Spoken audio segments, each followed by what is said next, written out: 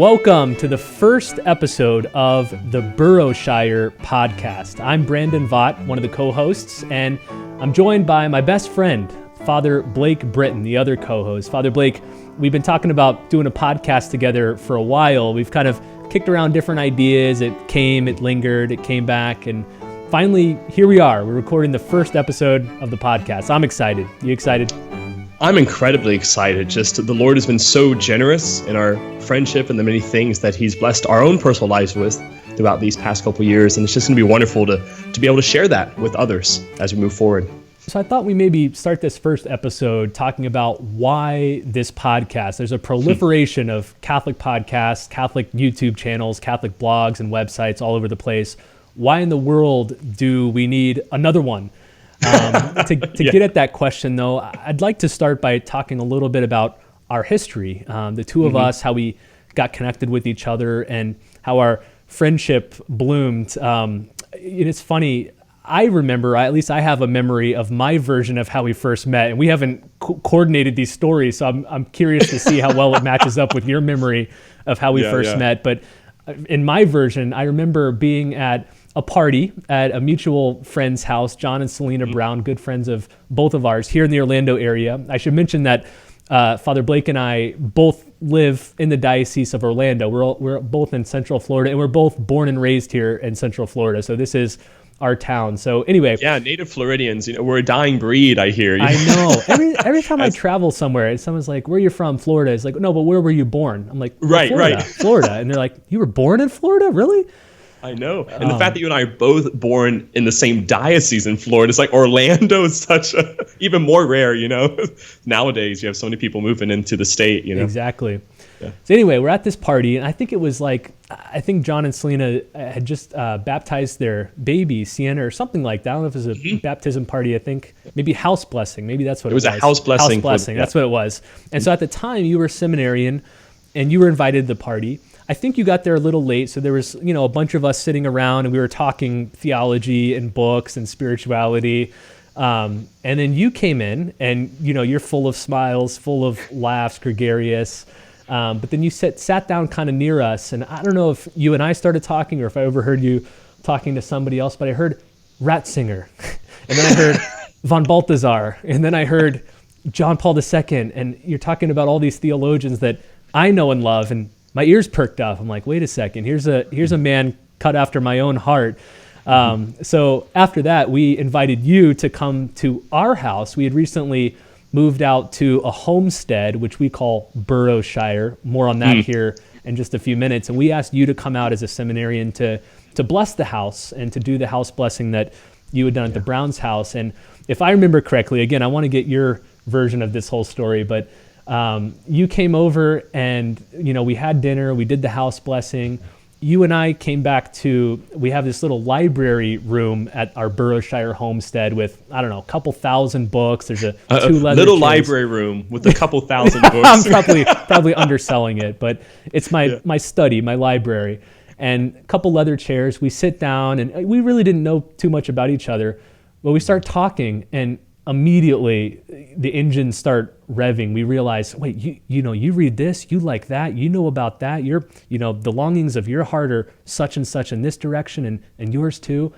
If I remember, we started talking at like 6 or 7 and ended at close to midnight. It was one of those rare times in life when you meet somebody, and it happens a lot in romantic relationships, much rarer, I think, in just deep friendships where you meet somebody and you're like, you and me, we're just cut from the same cloth. We come from the same place. Our hearts are attuned to the same, notes. So we'll talk more about our history and background, I'm sure, as we move on. But does that version jive with your version of the story?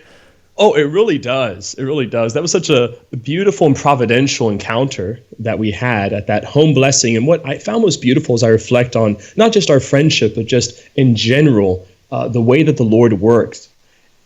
The fact that it took place in the context of a liturgical celebration, this blessing of a home, this consecration of a particular family to the Lord, is just what a beautiful place for friendship to begin in this place of right worship, this place of adoration of God, this place of consecration, and then to see that blossom out even to the consecration and the blessing of your own family and your own home. And so, yeah, most certainly, I remember all those experiences. I do remember sort of holding court in the living room of the Brown family, specifically mentioning Joseph Ratzinger. And as we continue throughout this podcast in the future, our listeners will hear that name spoken of again and again and again. I joke around with my parishioners and say, Joseph Ratzinger, at whose name every head shall bow. But so yeah, mentioning Joseph Ratzinger von Balthasar, and then that transferring over eventually to you and I sitting down and having another conversation. And really, it was not just a meeting of minds. It was not just a meeting of sort of passing similarities. But in the end, there was a communion of hearts. And I was immediately reminded of two sets of saints. You have St. Augustine and St. Alapius, who themselves called each other brother hearts. Augustine one time said, "Whatever my brother Alapius says can be said of me." And then also you have St. Gregory Nazianzus, of course, and St. Basil the Great, one of the greatest friendships in history. And to see that there's something deeper in a true friendship than just this familiarity of likes. There's an actual communion of heart and soul. There's this orientation towards the good. There's this orientation towards a desire ultimately for Christ and for salvation, that it's as if it had been forged before, but we only recently became cognizant of it. And that's something that even Aristotle will speak about on a regular basis in his dialogues on friendship. So it was an amazing and thank God, wonderful encounter, and I'm happy that the Lord's blessed us with it. I remember after that night, one of the first stories that came to my mind was one involving C.S. Lewis. And anybody who knows me knows I'm a C.S. Lewis aficionado, love everything about C.S. Lewis. And when he grew up in Ireland, there was a young boy who lived across the street from him named Arthur Greaves. They were about the same age, I think maybe 2 or 3 years apart, something like that. But Arthur was a sickly boy. He was basically bedridden for much of his life, couldn't really get out of the house and play. And so because of that, even though they were neighbors, Lewis never really became friends with him, never went to play with him, never invited him to his house. They kind of were just acquaintances. But one day, Lewis was a young man, I think it was shortly before he was going off to college, and he received an invitation to go to Arthur's house to just spend time with him, cheer him up maybe. And Lewis remembers that, I didn't particularly want to, but something compelled me to do it. So I went over there, and he said, I walked into Arthur's room, and he was laying in his bed, sitting on his bedstand, were all of these books of Norse mythology. There was one in particular called Myths of the Northmen. And Lewis said, when I saw those books, I then looked at Arthur and my eyes lit up. And he describes this moment in a couple of his later books. In one of his books called The Four Loves, he says, friendship is born at that moment when one person says to another, what, you too? I thought I was the only one. And so for Lewis, it was like, you love Norse myth, Norse legend? Like, he didn't know anybody else who enjoyed those things. He was kind of getting into it himself, but didn't know anybody that could talk, intelligently about it with him, that was passionate about it with him. And because of that encounter, Lewis and Arthur became best friends. Other than Lewis's brother, he was the closest person in his life until he died. We have collections of their letters all the way till right before his death. And that's how I felt with you, not to compare myself or us to Lewis, but not to say it was North legends, although you and I also have some interest in that realm too. We most certainly do. It was the Ratzinger thing, it was the von Balthasar thing, the Communio thing, where it was like, you too? I didn't know anybody else here that was passionately concerned about those things. So that's kind of what we want to share through this podcast. Although I want to go a little deeper, Blake, and talk about the purpose of this podcast, because lots of people have amazing friendships, but that doesn't mean that it's worth creating a whole podcast about. And this isn't by any means meant to be a myopic discussion of our friendship and what the Lord has blessed us with. The reasons that we decided to start this podcast are several, and I want to go through them one by one and let you talk about each one of them in particular. So first one, the main driving reason we thought something like this was needed was because you have a millennial layman, me. So I have a wife, Kathleen, and 6 children with a 7th on the way. I work, a normal job. So a millennial layman working in the world, and a millennial priest, Father Blake, who's deeply concerned about all issues related to theology and spirituality in the church. But how, as Vatican II envisioned, these vocations are not in competition with each other, and they're not on independent streams running in their own directions, but that they're mutually enriching. And I think that's the greatest fruit we've discovered in our friendship, is how your vocation as a priest has shaped mine as a father and a husband, and vice versa. Talk a little bit about that, maybe. Yeah, this is one of the great graces that is underappreciated. And unfortunately, because of the scandals as well and a lot of other factors, this is also a relationship that's been damaged, namely the relationship between the priest and the family in general, but also the priest and lay people in particular. Specifically when it comes to the vocation of marriage and holy orders, there's a compatibility there.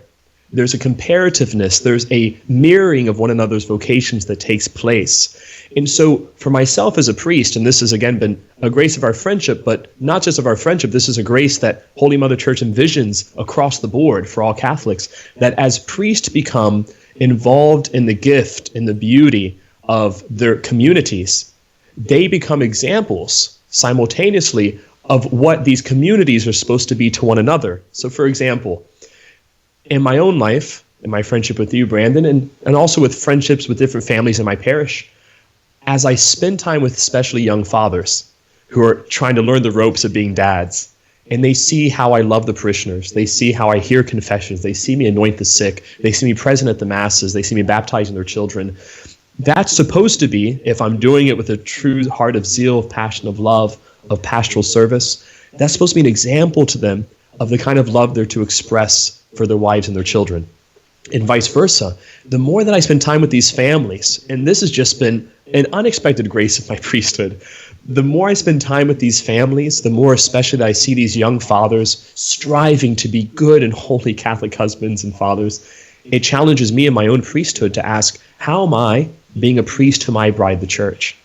How am I serving her tirelessly? How am I present to her in good times and in bad, in sickness and in health?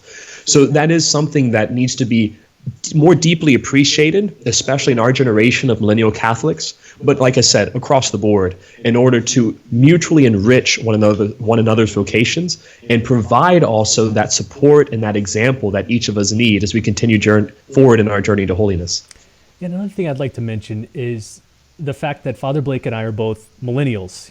We were both born in the 80s. We shared the millennial culture. We're going to talk about some of those elements in future podcast episodes about what it means to be a millennial Catholic today. But I think I'm a pretty big connoisseur of Catholic media. I'm pretty well aware of different podcasts and video channels and what's out there. And one thing I realized was there's not a lot available from millennials for millennials in the Catholic realm. You do have a handful maybe of millennial priests doing a little something, a handful of millennial laymen doing something. I think there's a lacuna, though, in this sort of thing, millennial priests, millennial lay people, and the convergence of those vocations together and the fruit born from it. Yeah, most certainly. And so although we'll be addressing a series of topics that some of these podcasts do wonderfully, such as the sacred liturgy, pastoral concerns, social justice, again, what's unique about this podcast will be how do we mutually shape one another's vocations, and also how do we specifically as millennial Catholics, continue forward in this journey of holiness? How do we become saints in our time? This is the question that's been set before every generation of Catholics for the past 2 millennia, and now is being presented to you and I, now that's being presented to our listeners. How do we become saints in our age? And what they're going to have the privilege of witnessing is, here are 2 millennials struggling with that question. Here are 2 millennials striving with all their mind, heart, body, and souls. One is a priest consecrated through the beautiful gift of sacred orders. The other as a married man consecrated through the sacred matrimony. Here's 2 of us striving to acquire that holiness in our time, and we're looking forward to sharing that for the fruit of that striving with our listeners as we move forward. And more on that in episode 2, which we've already planned to title Becoming Saints in Our Time. What does it mean that we've been given this time in this place to become saints. We weren't put in 14th century England. We weren't put in 4th century Cappadocia. We're here in 21st century America. Why did God do that? And what does he want for us because of that? So more on that here in a minute. But let's keep going through why this podcast. Yeah. So first of all, we mentioned millennial layman, millennial priest. How are these vocations mutually enriching and encouraging throughout the church? Second, we wanted to provide a break or an alternative to a lot of what I describe as the rage generation in Catholic media today. And if you're online, you know exactly what I'm talking about. I don't have to name names or make specific references, but you know that there's been a proliferation of podcasts, YouTube channels, websites that thrive on generating rage and contempt, not just about powers and principalities outside the church, but within the church, that just lament all of the scandals, all the abuses, all the bad bishops, and this is what the Pope's doing wrong, and all that kind of stuff.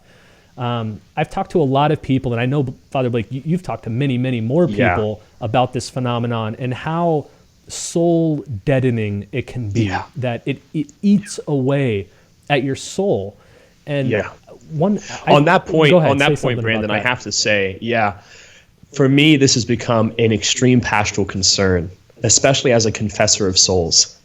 The amount of souls that are struggling with either very serious venial or even very serious mortal sins because of social media, because of a lot of the rage, anger, contempt that's being thrusted both within and without the church, both towards hierarchy, but both towards also those who are attacking the church. I've been really shocked about it, to be honest with you, and the amount of pastoral counseling I've had to provide just to help people restore their sense of peace and trust in Mother Church and her essential beauty. And the fact that although there may be things that are happening which are negative, although there may be things that hurt and wound our hearts, in the end, her essential nature is still profound, still so beautiful, still so lovely to behold, as St. Augustine will say so wonderfully. And so, this is something I hope that our podcast can provide, is an alternative, a positive and enriching alternative to that negative narrative that sometimes dominates the social media market. And I want to be quick to emphasize this doesn't mean that we necessarily advocate just putting your head in the sand and ignoring problems and scandals in the church. We'll talk about some of that. I'm sure we'll have episodes on the abuse crisis. I'm sure we'll have episodes on theological and liturgical problems and things that are awry. So we're not saying ignore that. We don't think that's the problem. We think the problem is the tone of conversation, what Arthur Brooks calls the culture of contempt that you find online. So I like to counsel a lot of my friends that ask me, what Catholic podcast should I consume? What videos should I watch? And now, of course, I'll say the Burrowshire Podcast, of course. But before this, they would say, which stuff should I follow? And I say, apply the litmus test of Galatians 5 with the fruits of the Spirit. And ask yourself, after I watch this video, say, am I left with more or less love, joy, peace, patience, kindness, gentleness, self-control? Does the person hosting this podcast or writing this article or performing in this video, did they demonstrate those gifts, or did they demonstrate a lack of those gifts? Now, note, this has nothing to do with whether what they're saying is true. They could be speaking truth, but lacking all of those gifts. And if they're lacking those gifts, which are defined as fruits of the Spirit, meaning if the Holy Spirit's there, these gifts will necessarily be present, then you can be confident that what they're doing, even if they're telling the truth, isn't of the Holy Spirit. It's of a different spirit. And so the maxim is caritas in veritate. Caritas in veritate. Charity, a great name for like a church document, maybe an encyclical. If I was going to write an encyclical today, by Joseph Ratzinger, at whose name every head shall bow. Beautiful. You had to allow me that time to pay proper homage to His Holiness. So, this notion of charity and truth. What a brilliant and really Christian genius. Of course, that's inspired by the words of St. Paul.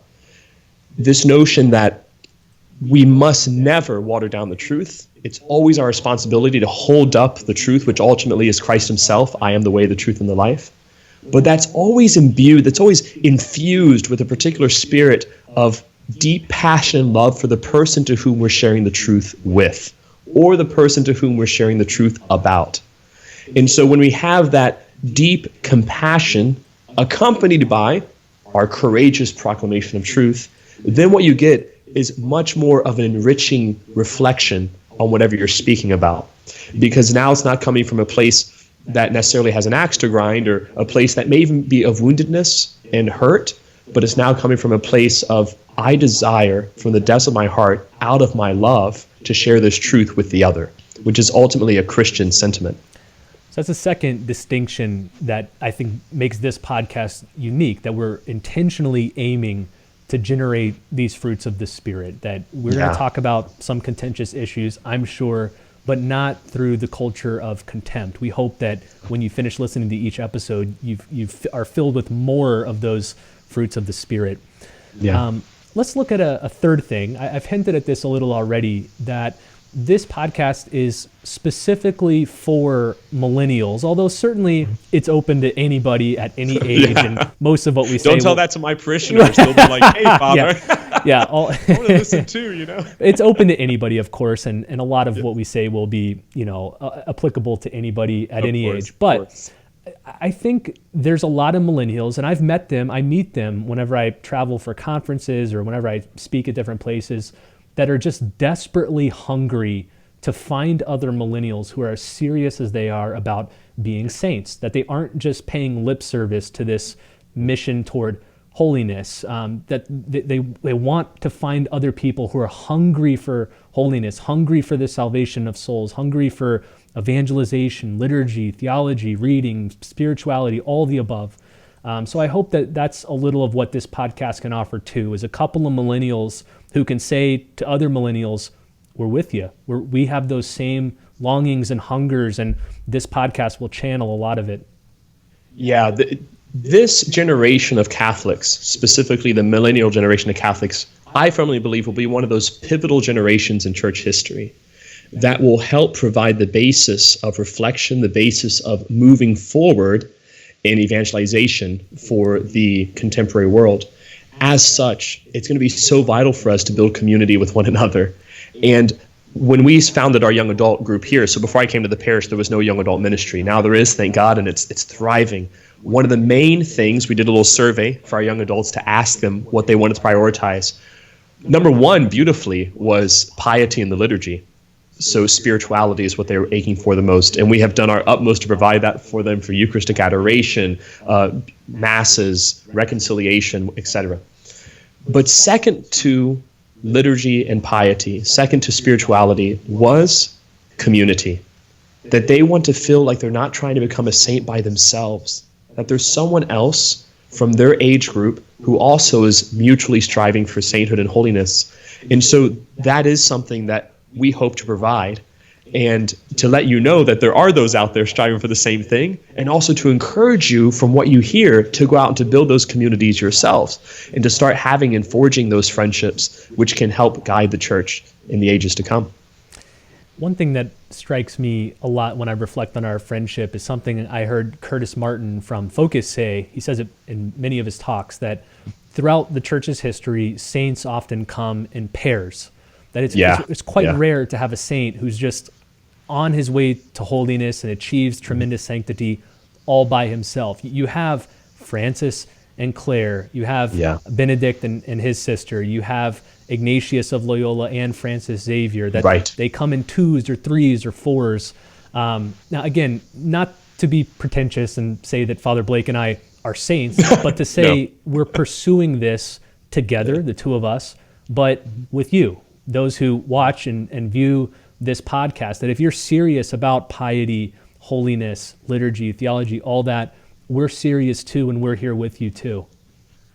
I always tell my students at my school, at our school mass, it's no fun becoming a saint alone. It really isn't. Sainthood is best done as a group activity.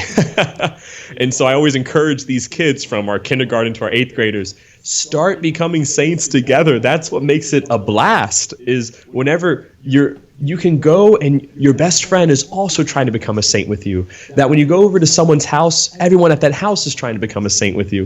When you go over to a party, that everyone at that party is trying to become a saint with you. You see, what we're doing here is that we're tapping into the depths of our heart's desire, not just for holiness, but also for communion. And we're feeding both those things simultaneously. So thank God the kids are very responsive to that at the school. But you're right. I mean, this is something that all of us are called to do, and it's much more fun. Sainthood's always more fun as a group activity than as a solo activity. Let's talk about two saints who embody that you and I often speak about, read about, talk about, and that's Saint Gregory Nazianzen and Saint Basil. Yeah. They had this profound friendship where they were focused on one thing, getting themselves to heaven and getting each other to heaven. That's their whole friendship revolved around that basic goal. Say something about those two. Yeah, two amazing church fathers who we will speak about in later podcasts. We have to. They're some of those pivotal players, right? In church history. You're giving names for good encyclicals. Like, that'd be a great film series name if someone wanted to use that, you know? Shameless, Brandon. Shameless. But you have these two amazing church fathers, and of course they weren't friends at first. They end up meeting later in their studies, and they become friends amidst that mutual striving for a deep intellectual life. But what Gregory in particular recognizes in Basil, and you can read this for those of you who have access to the Liturgy of the Hours, in the Office of Readings on January 2nd, which is the feast day of these two saints. There's a beautiful reflection by St. Gregory on his first encounter with St. Basil.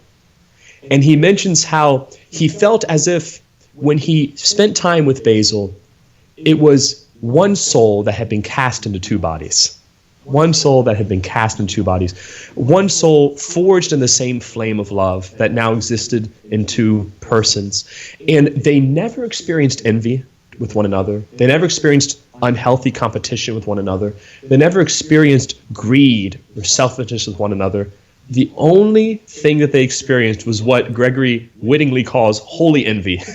So, in other words, the desire to outdo one another in holiness, the desire to outdo one another in sanctity. And this is what constantly strove each other. So, for example, iron sharpens iron, we read in the gospel, right? So these two were sharpening one another constantly through their mutual striving for Christ. I always say a true friendship, and I know we're going to have another podcast just on friendship and developing true healthy Christian friendships later on, but just as a prelude, true friendship is not when two people face one another.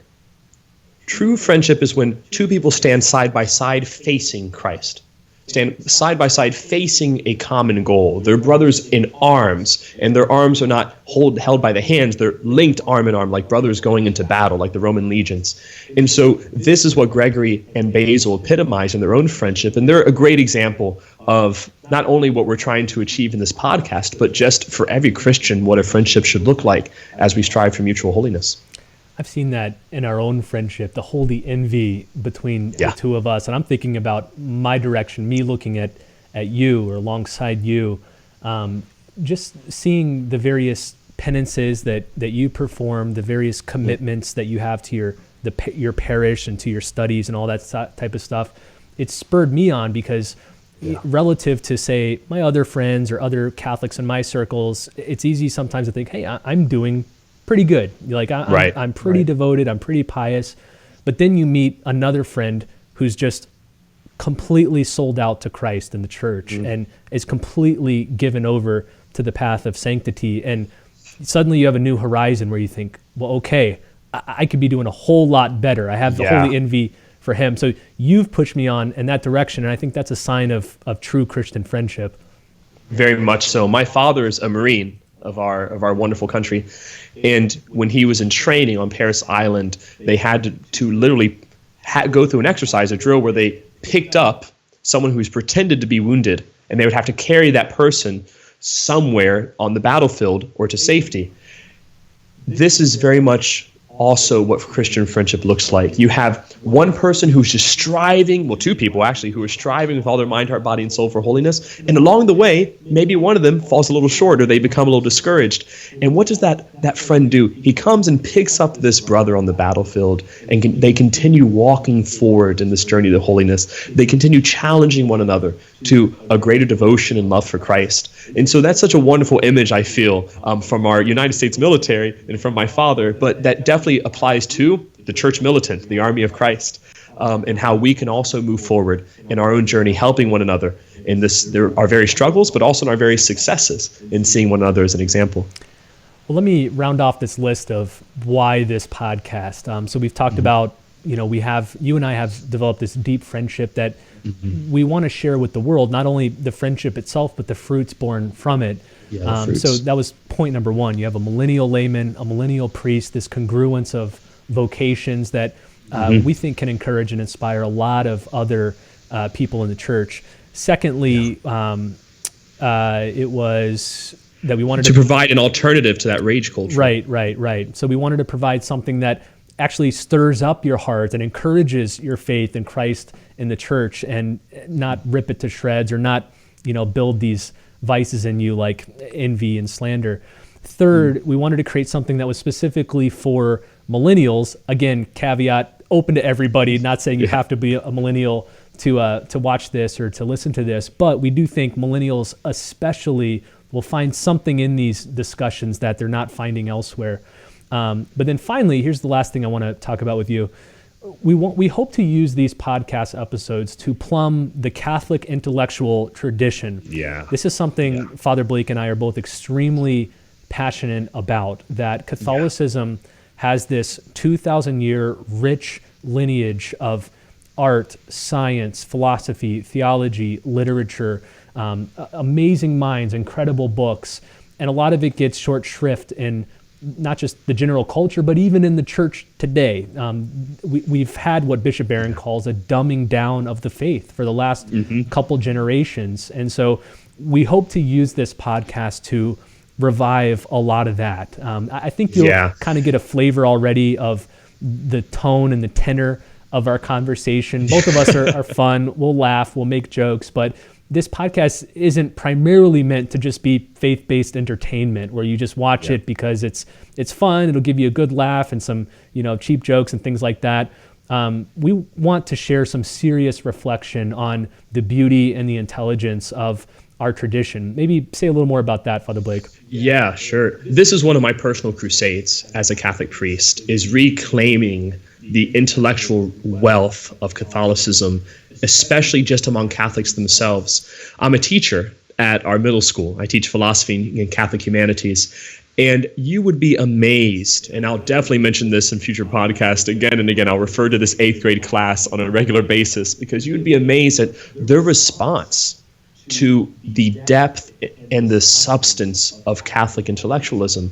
We would think, and there's been a tendency, specifically in the past 50 years or so, to believe that the people of God in general couldn't handle or did not want to encounter and handle the Summa Theologia of St. Thomas Aquinas, the writings of the Church Fathers, the Catechism of the Catholic Church. And so it became sort of platitudinal, if you will, this notion of I'm going to share basic Jesus loves you kind of things, but I'm not really going to go to what did St. Augustine say about the Gospel of Matthew? Not what I think is just nice about the Gospel of Matthew, but what is the wealth of the church in regards to the Gospel of Matthew, or the Nativity of Christ, or the virginity of the Blessed Virgin Mary? Well, I bring these things up in class, and these kids devour it. They love it. They consume it. And not only do they consume it, they understand it. See, their hearts have been aching for this kind of wealth and depth. Last night, I was reading from Henry de Lubac, who is one of my favorite theologians, just, again, one of the great members of that Communio school. And he wrote a book called Theology and History. And there's a section in there talking about different events that led up to the Second Vatican Council. And one of those, he says, was a degradation of the sense of the sacred. And he says the number one problem that led to the degradation of the sense of the sacred was the lack of intelligence that grew within Catholic culture. And when he says lack of intelligence, he doesn't mean that people became dumb. That's not what he's saying at all. What he means is that many Catholics were deprived of, or not allowed the opportunity to be exposed to the wealth and depth of the Catholic genius. As Catholics, we're inheritors of the greatest intellectual tradition in world history. Not one of the greatest, the greatest. And so for my own heart as a priest, but also within our friendship and within this podcast, I hope that we can regularly expose ourselves and encounter the beauty of this wealth and depth of the Catholic intellectual tradition, because it is the tradition that, and the only tradition that can adequately respond to the needs, desires, and problems of modernity, to the needs, the problems, and the desires of contemporary society, to the needs, the problems, and the desires of our current generation. Well said. So you're going to get a lot more of that, and all of the theologians and names you've been hearing sprinkled throughout this episode will have much more on them. Henri de Lubac, Joseph Ratzinger, Karol Wojtyła, et cetera, et cetera.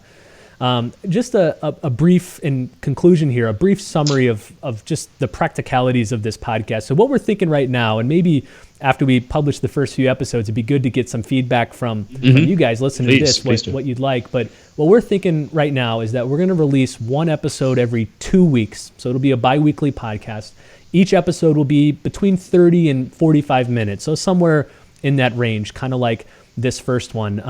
A quick word about the name of the podcast. So we're calling it the Burrowshire Podcast. I hinted at the beginning how our homestead here, we live on a small farm right outside of Orlando. We have a dozen goats and 40 chickens and pigs and rabbits and all sorts of things. We call our little homestead Burrowshire, and it's a play on two of our favorite fictional locations. The Burrow, which is the house that the Weasleys live in the Harry Potter series. And by the way, if Harry Potter's a trigger for you, we'll probably have a whole episode on Harry Potter and Catholicism. But needless to say, Father Blake and I are both huge fans of Harry Potter, along with many of our millennial brothers and sisters. So the Burrow comes from the Weasleys' home, this home of warmth, welcome, family. There's been a strong case made by many, including my friend Haley Stewart, that the Weasleys are in fact Catholic. They are a large Irish family, and there's many other indications that they might be Catholics. Anyway, Burrow comes from them. Shire comes from the Shire from Tolkien's Middle-earth, prominently featured in The Hobbit and The Lord of the Rings. So we kind of put those two together. That's what we named our homestead. And then for Father Blake and I, it's become a very special place because, again, it's where he and I get together, usually at least once a month, sometimes more often. And the library here at the Burrowshire, we call it the Inner Sanctum, where we have our Burrowshire council sessions, not, again, to be too pretentious, but these long-ranging 4, 5, 6, 7-hour conversations about holiness and faith and the saints and the church fathers and all that. So we wanted to sort of bottle up some of that energy and conversation from our private discussions and turn it into this podcast to let it escape out into the world of the church. You know, I can't help but laugh because for those of you who have seen that wonderful edition by Peter Jackson of the Lord of the Rings books, the movies, right?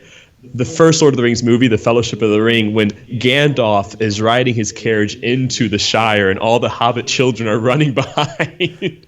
I always get that image anytime that I pull into Burrowshire, into the Vaught family home, because I pull up and here come all 6 children running out to greet Father Blake in the car, and they follow behind the whole time until I go to my parking space. And then, so I always laugh that maybe one of these days I'll shoot some fireworks out of the back of it like Gandalf right did for the Father Shire Blake folk, and they'll all clap, you know, Father Blake. But it really is, it's I think that those two aspects really capture sort of, again, the tone of the podcast.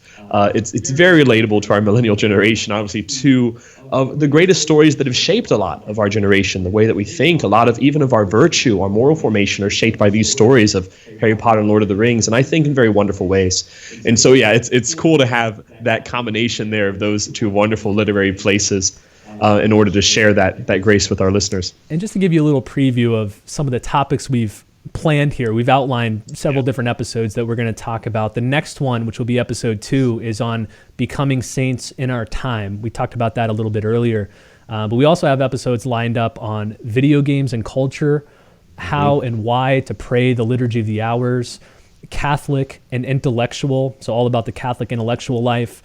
The glory of God, is man fully alive? So an authentic anthropology, an authentic understanding of what man is and what his purpose is. spiritual and religious, why we need both, and why the religious dimension is so critical. The souls under your care, how to provide soul direction and soul guidance to your children, your friends, your family. Father Blake's one of the best spiritual directors I know, so we'll get a lot of insight there. How to start a good Catholic library. Father Blake and I are both bibliophiles. We're both basically book addicts. We'll tell many more stories about our travels to various bookstores around the world, I'm sure. We're not addicts, Brandon. We just need it. I mean, we can stop whenever we want. We can stop whenever we want. We don't have to buy a book. So that's just a little preview.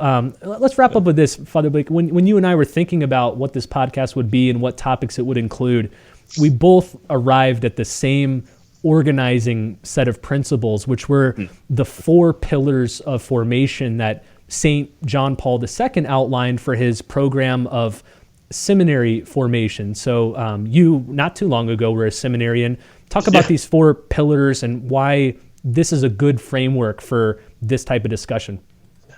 Yeah, on March 15th, 1992, St. John Paul II released a splendid document called Pastores Dabo Vobis, I Will Give You Shepherds.